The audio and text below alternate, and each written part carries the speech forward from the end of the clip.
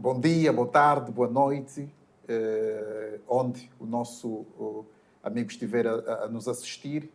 Este é o podcast Conversa de Saúde. Estamos aqui para falar de saúde, saúde para todos. Tenho comigo o Dr. Domingos Cristóvão, é especialista em saúde pública, e estamos aqui para falar da problemática da saúde. Dr. Cristóvão, uma breve apresentação. Domingos Cristóvão é médico, especialista em saúde pública, é mestre em gestão de saúde e doutorado em saúde pública. Portanto, é licenciado em medicina pela Universidade da Crimeia, Rússia. Fez a especialidade pela Universidade de Meio, em Tóquio. E o mestrado foi feito na UPRA e o doutoramento na Universidade de Buenos Aires, Argentina. Para falar de saúde, vamos falar de dois temas que hoje fazem parte dos problemas de saúde pública. Temos a situação do paludismo e temos a situação também da cólera. Vamos começar pela situação da cólera, que é um surto que começou em Luanda, em janeiro, depois fez aí passou a ter o seu epicentro no Kwanza Norte e agora está em Benguela. Como é que esta bactéria, no caso, percorre essas três regiões do país? É interessante. Em qualquer doença infecciosa tem três componentes. Portanto, o agente etiológico, ou seja, o vetor, o micro-organismo que produz a doença, o hospedeiro, portanto, o homem que apanha esta doença, e o meio ambiente, portanto, o local onde se desenvolve a doença. Então, se nós fizermos a conexão desses três agentes, nós temos o micro-organismo que se chama Vibrio colérico. Portanto, ele existe no meio ambiente, existe nas localidades onde há defecação ao ar livre, onde as pessoas defecam ao ar livre, existe nas águas paradas, contaminadas, e existe no lixo. Ora, esses três componentes fazem aquilo que nós chamamos em saúde pública de saneamento básico. E o nosso país, falarmos de Angola e um pouco da África, a semelhança de quase todos os países, tem debilidades no saneamento básico. Portanto, encontramos muita gente ainda a defecar ao ar livre. E essas fezes, se tiver alguém contaminado com a cólera, com Vibrio colérico, essas fezes são arrastadas para as águas, portanto, para os rios, para as lagoas, para o subsolo, onde as pessoas, infelizmente, retiram água para o consumo. Então, uma vez contaminada por essas fezes, esta água, ao servir de consumo humano, quer para lavar frutas, para lavar hortaliças, para beber, não sendo tratada, é um motivo plausível para desenvolver a cólera.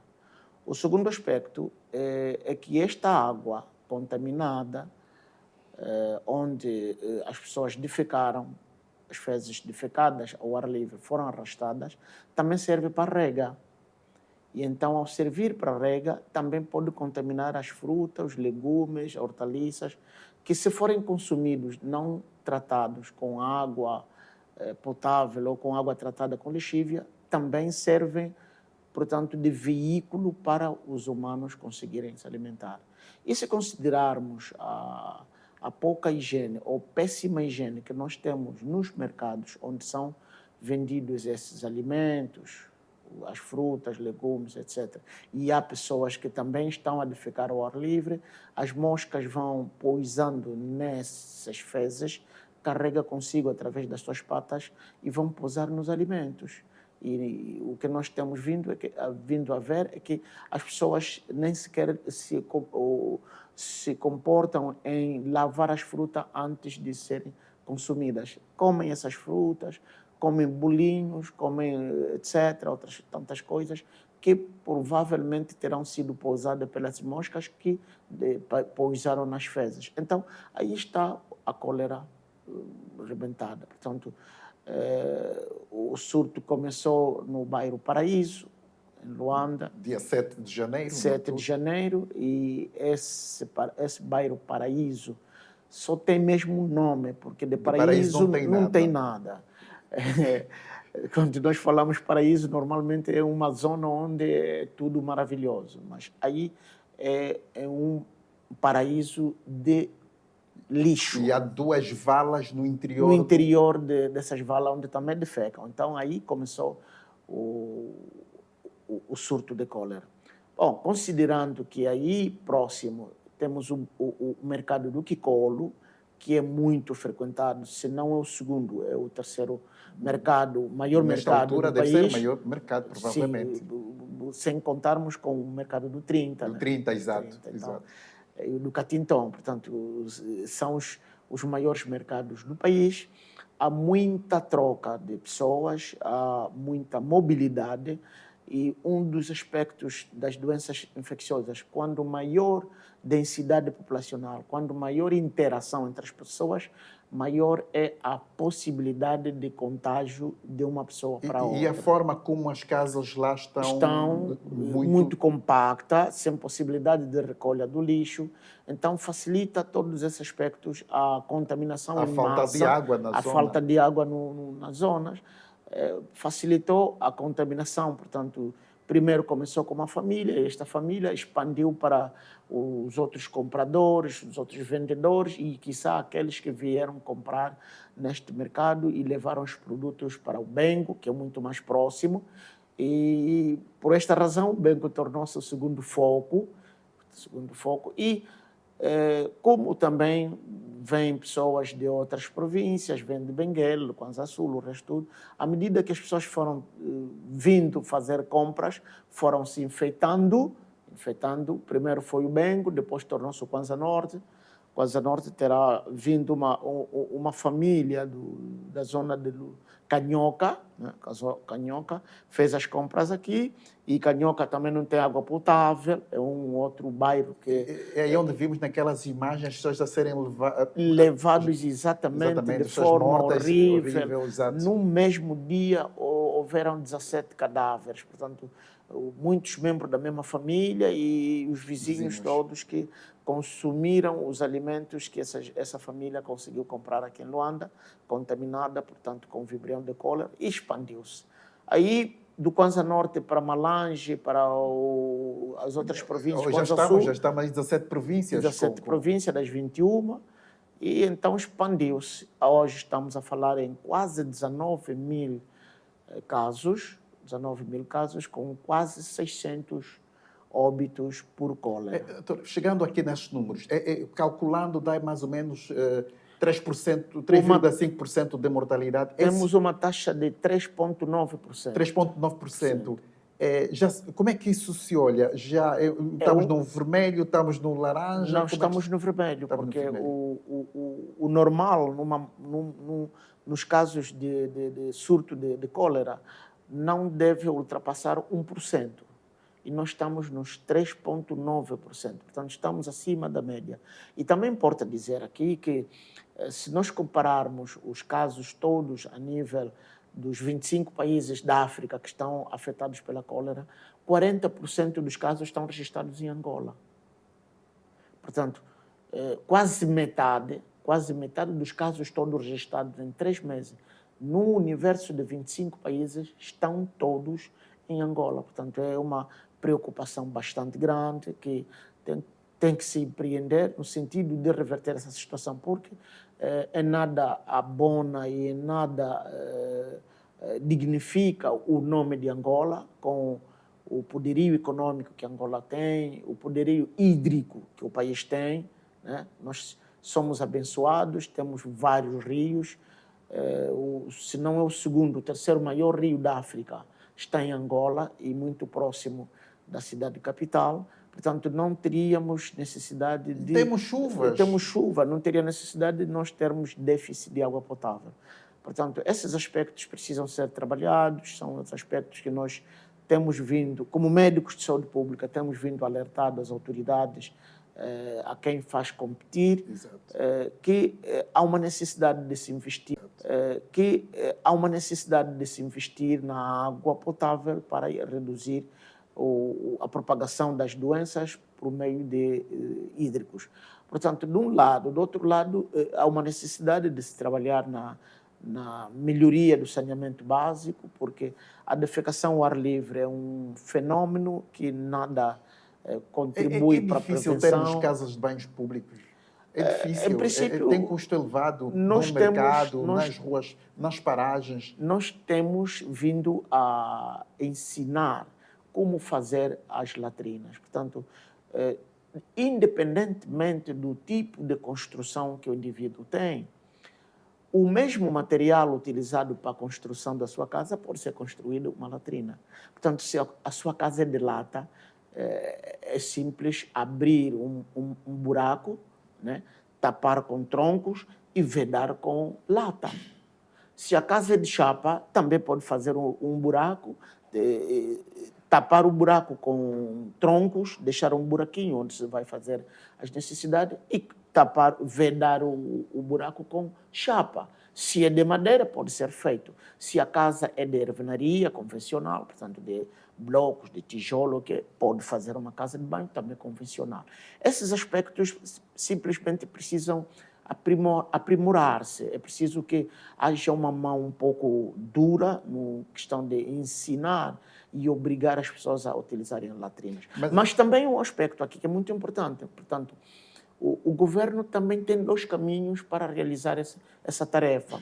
Ou o governo, através das administrações municipais ou dos governos provinciais, construir balneários públicos onde as pessoas poderiam utilizar em forma de pagamento. Portanto, quem vai urinar tem uma taxa, quem vai defecar tem uma taxa, e esses balneários podem ser construídos em locais de grandes aglomerações, portanto, aqueles pontos em que há cruzamento de veículos, ou seja, nas paragens, nas proximidades. É só olharmos para os mercados.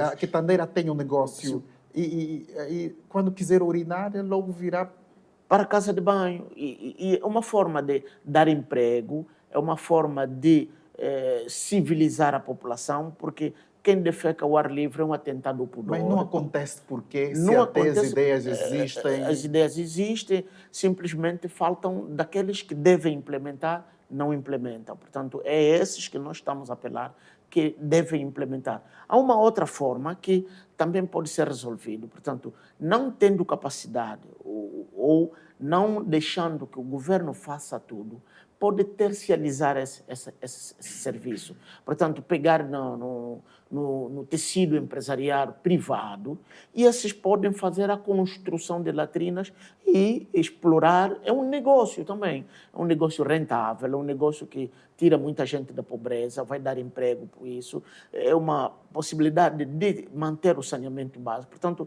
os privados podem construir as latrinas e irem explorando, portanto, do mesmo jeito que seria o Estado a explorar. Exato. Quem vai defecar tem um preço, quem vai urinar tem um preço, aquela mulher que simplesmente vai trocar as fraldas da criança que defecou tem um preço mais barato, e, enfim, seria uma possibilidade de nós reduzirmos ou eliminarmos por completo a defecação ao ar livre. Essas seriam as fontes necessárias. Mas um outro aspecto que também é muito importante é a educação da população para a recolha do lixo, porque o lixo, às vezes, mesmo nas zonas onde há serviços municipalizados, as pessoas também não colocam o lixo nos contentores, mandam crianças para ir depositar o lixo e as crianças não têm altura suficiente para chegar ao contentor e depositar o lixo, e acabam despejando o lixo ao lado do contentor e ainda voltar em casa com aquele saco. Portanto, é novamente fonte de infecção que leva para casa. Então, esse aspecto seria necessário para a educação para a família, no sentido de as pessoas terem ou serem obrigados a comprar sacos apropriados para o lixo e colocando o lixo dentro de casa. Durante o dia, o lixo permaneceria em suas casas. Às 17, 18 horas, os adultos teriam a obrigação de levar o lixo nos contentores para que então, ao longo da primeira parte da noite, entre 20 até 2 da manhã, as empresas fazem a recolha no sentido de, no dia seguinte, a partir das 6 até 18 horas, manter os contentores livres do lixo e não haveria reprodução dos micro-organismos. Mas aqui há também uma situação. O que é que acontece? As próprias empresas, muitas vezes, também têm dificuldade de fazer a recolha do lixo. Exatamente. Notamos contentor cheio e as pessoas têm de colocar o lixo no chão. Portanto, esses são também os não déficits. são responsabilizadas as empresas nesse capítulo. Inclusive, essas empresas também, nas zonas onde o lixo é recolhido em forma de peso, preferem deixar que o lixo fique no chão para quando vierem com a retroescavadora, levarem mais terra do que lixo. Sim, essa é uma situação que já foi descoberta, inclusive. Exatamente. Portanto, esse também é um capítulo de má-fé relacionado com os empresários que fazem recolha de lixo. Agora, nos outros locais, portanto, na periferia, isso é possível fazer a recolha de lixo casa a casa, nas zonas urbanas ou semi-urbanas, periurbanas, onde o saneamento básico pode ser resolvido com pequenas viaturas ou com grandes viaturas. Mas temos as zonas suburbanas em que essas viaturas não chegam.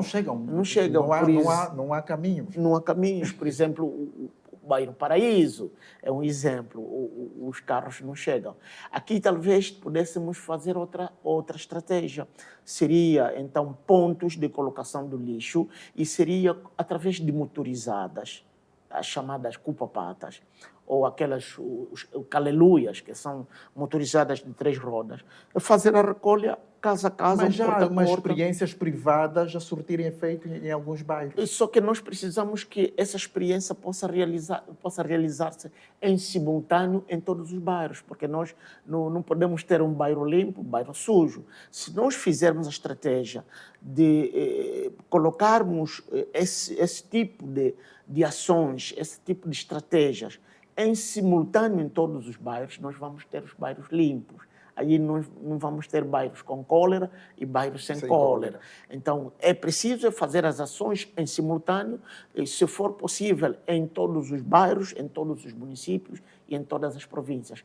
E essa ação deve ser também contínua. Não pode ser que o governador que veio implementa, o outro que vem deixa de implementar, porque esse programa é do governador X, do administrador X. Esse também peca, porque se as ações forem contínuas, se forem simultâneas, a população vai ganhar hábito, a população vai aprender e vai ter o hábito de ter consigo as estratégias de higiene e saneamento. Aí as gerações vindouras, portanto, as crianças, os adolescentes e aqueles jovens todos vão passar a experiência de geração em geração. Exato. E aí até nós que temos idade acima de 60 anos terminarmos, já a geração nova tem hábitos de higiene, outro aprendizado. Sim. E aí mantemos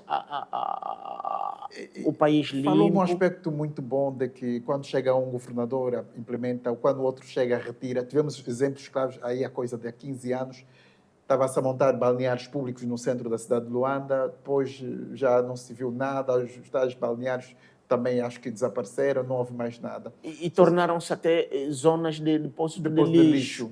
Isso estraga a estratégia e aí nós podemos perder a possibilidade de transformar a nova geração numa geração diferente daquela que tem sido agora. Porque se as ações não tiverem continuidade, nós não vamos desenvolver. Vamos continuar a retroceder no espaço em que nós nos encontramos hoje. E então as doenças como a cólera, que dependem do saneamento básico, não vão terminar e elas vão ser cíclicas. Portanto, um momento combate-se o surto, termina, mas depois, de repente, volta a aparecer o mesmo ciclo, como se fosse membro de uma família ou uma geração que nós devemos viver com ele em casa. Os outros países fizeram diferente do que nós estamos a fazer. É aquele bom exemplo dos outros países que nós devemos seguir. Eu quero fazer uma pergunta. A cólera é doença para pobres? Exatamente. A cólera é uma doença para pobres e doença para vamos dizer assim, poucos, mas porcos, mas sim aqueles que têm debilidade ou não enveredam na higiene pessoal e coletiva. Mas os ricos Portanto, podem apanhar cólera, os porque quem trabalha na casa do rico é o pobre. é o pobre, exatamente, porque aí já estamos a referir de transmissão da pobreza para a zona rural. Mas o grande aspecto que faz com que mais pobres tenham a doença do que ricos é que os ricos têm acesso à água potável, de um lado. Segundo, também não consomem água da torneira. Eles consomem água mineral, compram água, purificam, têm filtros, etc.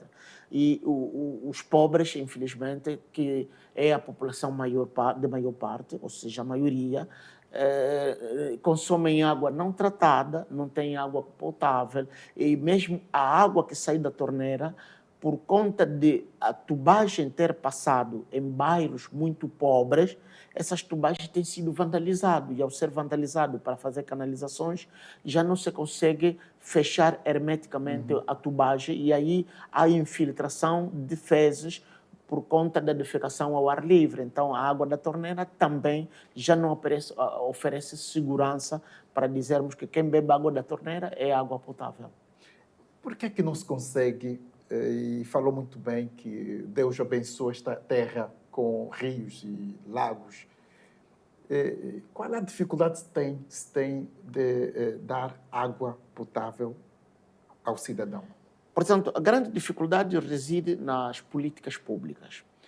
É preciso entendermos que, se nós dermos água à população, nós ganhamos em muitos aspectos. Primeiro, vamos eliminar as doenças diarreicas agudas, onde a cólera está englobada. Segundo, vamos reduzir a propagação de vetores como mosquitos, que transmitem as doenças da malária, dengue, chikungunya e o resto todo. Terceiro, vamos poupar que poucas pessoas vão com ou doenças infecciosas ou doenças diarreicas às unidades sanitárias. Isso então vai fazer o quê? Vamos descongestionar as unidades sanitárias, nós vamos ter poucos doentes lá, vamos gastar pouco com medicamento, não vamos reforçar os nossos profissionais de saúde e se as pessoas não ficarem doentes, vão ser mais produtivas, vamos reduzir o absentismo no trabalho, vamos ter maior produtividade. Portanto, oferecer água potável a uma população é trabalhar no sentido de reduzir as doenças, gastar menos nos medicamentos e melhorar a produtividade das pessoas. Porque quando alguém fica doente, quer por cólera, quer por outra doença diarreica aguda, é o pai e a mãe não vão trabalhar, aí temos absentismo, reduzimos a produção. E depois essas duas pessoas também vão ficar infectadas, vão infectar os irmãos, vão infectar os vizinhos, e aí aumentamos a produção de doentes nas unidades sanitárias. É preventivo. É preventivo. Dar água potável à população é um caminho que todo governo com visão deve abraçar. Portanto, é água potável que vai resolver muitos problemas que nós temos, quer do saneamento, quer das doenças diarreicas agudas. Só temos cólera porque não temos água. A cólera é hídrica, é uma doença transmitida por via da água, a água contaminada. Portanto, temos cólera porque defecamos ao ar livre e essas fezes contaminam a água.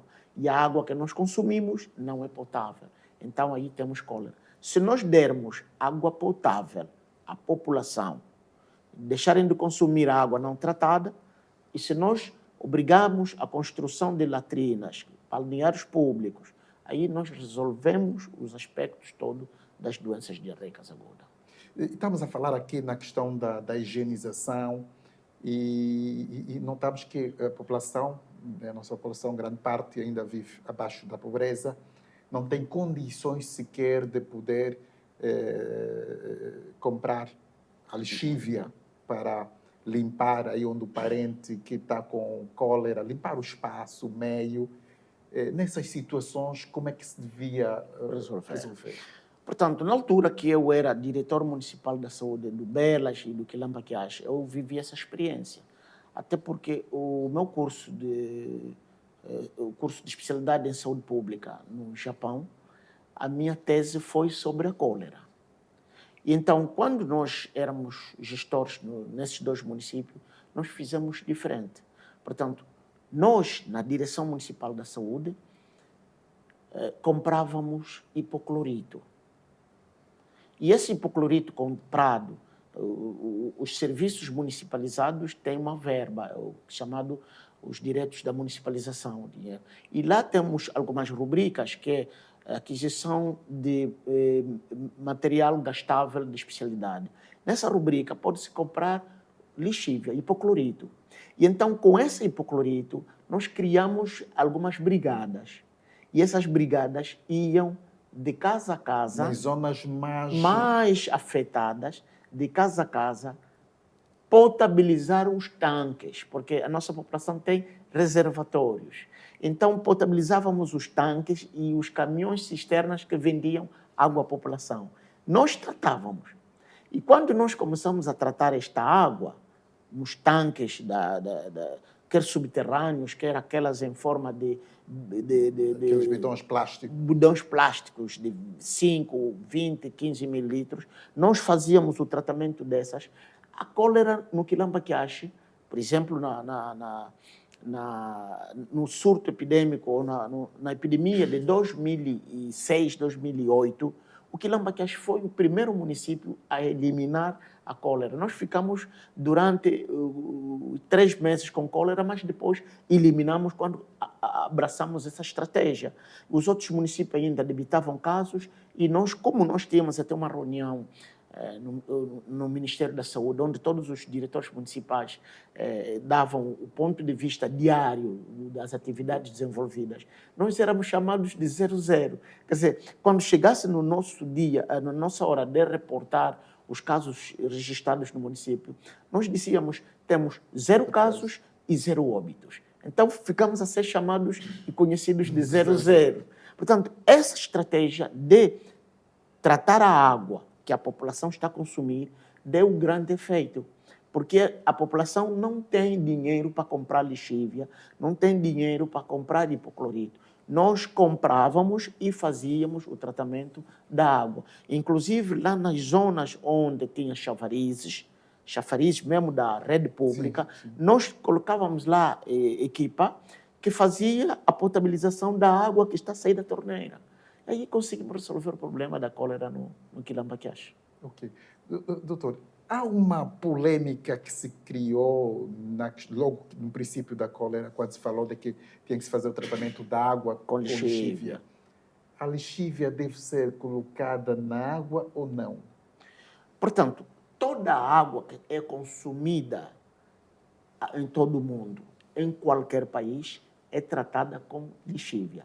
Só que a diferença é que não é lixívia em líquido, é lixívia em pó, em alta concentração, aquilo que nós chamamos de hipoclorito. Hipoclorito é lixívia, só que em pó.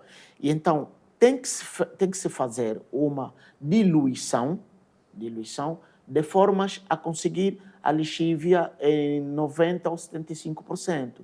É esta lixívia que vem do hipoclorito, a partir do pó, que se transforma, que se vai aplicar. Portanto, aquela lixívia que já está a ser vendida nas lojas tem 2 tipos. Há uma lixívia que só serve mesmo para lavagem da roupa. Mas há uma lixívia que serve para clorar a água e poder fazer a lavagem das superfícies. Nós utilizamos essa lixívia em superfícies hospitalares, por exemplo, para tratamento. Portanto, a concentração da lixívia para beber é que é diferente da concentração da lixívia que para lavar. Portanto, essa é a única diferença. Senão, toda a água, seja no país desenvolvido, como nos países não desenvolvidos, a água que as empresas provedoras de água oferecem à população é tratada com lixívia. E como é que a população vai saber que esta água é para apenas higienização, para lavar a roupa, e esta é para colocar... Portanto, as pessoas estão a colocar toda a lixívia, todo tipo na água. Sim, a lixívia que é de 76% é para lavar. A lixívia de 90% é que dá para potabilizar a água, porque ela é mais forte e em gotas, portanto, 4 gotas para cada litro de água, é o suficiente, mas tem que deixar primeiro ficar 30 minutos para poder fazer o efeito, porque além do vibrião colérico, pode aparecer as shiguelas, pode aparecer Escherichia coli, portanto, aqueles elementos ou micro-organismos fecais que podem aparecer na água, precisam de um tempo de 30 minutos para que a lexívia os possa eliminar. Agora, se tiver mais uma possibilidade, esta água tratada com lexívia e colocar num filtro, é ouro sobre azul. Portanto, aí retira-se os micro-organismos e faz também a filtragem dos metais, porque em qualquer água temos metais. Temos o ferro, temos o zinco, temos o alumínio. Precisa ser filtrado também. Portanto, se nós tratarmos a água com cloro ou com hipoclorito e nós fizermos a filtração, esta água qualquer indivíduo pode vir beber. O japonês, o americano, o europeu pode beber, não tem problema. Como é que o cidadão comum vai saber de que esta água vapor? O rótulo traz essa percentagem? O rótulo traz a percentagem da lexívia. O rótulo da lexívia é semelhante ao rótulo do álcool. Portanto, nós, quando compramos álcool, tem o álcool que é de 76%, tem o de 90%, tem o de 96%. Portanto, a lexívia também temos a de 76%, temos de 90% e temos de 96%. Portanto, a lexívia que tem a percentagem de 90% é a ideal para nós podermos tratar a água sem nenhum problema. As pessoas pensam que não, também a lexívia vai trazer outros danos ao organismo. Depende da quantidade que você colocar. Portanto, tudo rege-se da quantidade. Mesmo os medicamentos. Se nós tomarmos medicamento em superdose ou overdose, nós vamos não ficar saudáveis, vamos ficar doentes. Queremos tratar uma doença. Se nós colocarmos a medicação superior à dose recomendada, nós vamos ficar doentes. Se nós colocarmos a dose inferior ao recomendado, nós não vamos melhorar. O mesmo acontece com a lexívia. Portanto, se colocar mais do que a medida necessária, aí sim vai trazer problemas do fígado. Portanto, é preciso saber que toda substância tóxica que entra no organismo é neutralizada no nosso fígado. O fígado é o nosso laboratório que ajuda a neutralizar todas as substâncias tóxicas que entram no organismo. Então, uma vez colocado o exagero nas substâncias tóxicas, nós vamos ter problema com o fígado. Ora, se nós dosearmos de acordo com aquilo que é possível, que é aquilo recomendado pelas normas, nós não temos por que temer. O importante é que, se a família não sabe dosear, recorra à Direção Municipal da Saúde. Portanto, lá tem técnicos que nós treinamos durante muito tempo, funciona e vão ensinar a fazer o doseamento do hipoclorito ou do cloro, ou então da lexívia, em quantidades de água. Portanto, é preciso saber que cada 15 mililitros, 5 mililitros de água dá para 1 litro de lexívia. Se colocar 2, já é uma overdose. Se colocar menos, pode não matar os micro-organismos. Portanto, se cada 5 mililitros é 1 litro de lexívia, quer dizer que 10 litros são 2, 15 mililitros são 3, e assim sucessivamente. É simples fazer os cálculos. Hoje temos os megafones, não poderiam os funcionários da saúde entrarem mais lá para dentro? Nós utilizamos os megafones para transmitir essas mensagens durante o período que nós tivemos portanto, a epidemia de cólera de 2008, de 1990 também, sim, preciso dizer 1990, 90, a de 2006 até 2010. E tivemos a 2017. 2017. Portanto, os megafones ajudam bastante nas direções municipais para que possam... Há megafones nas direções municipais hoje, será? O grande problema é que a gestão está modificando. Aquilo que nós falamos um pouco atrás. Sai um diretor, vem o outro diretor, aquelas ações boas de saúde pública eram realizadas pelo diretor anterior, cessam porque o que veio ou não tem capacidade técnica, habilidade ou conhecimentos científicos em termos de prevenção, ou simplesmente é negligente porque não tem habilidades, foi simplesmente escolhido para esse cargo de forma arbitrária, não do ponto de vista técnico-científico. Então, esses degradam a possibilidade de progredir as atividades e manter o equilíbrio e a continuidade dos projetos que podem melhorar a saúde da população. Imunização. Vamos falar das campanhas de vacinação. Hoje está a decorrer campanha de vacinação para imunizar as pessoas não poderem apanhar a cólera, mas ainda há um absentismo. Portanto, o absentismo tem razão e tem motivos de realizar-se. Primeiro, a vacina da cólera tem uma imunidade que vai até 6 meses. Portanto, depois de 6 meses já não deixa imunidade nenhuma no organismo.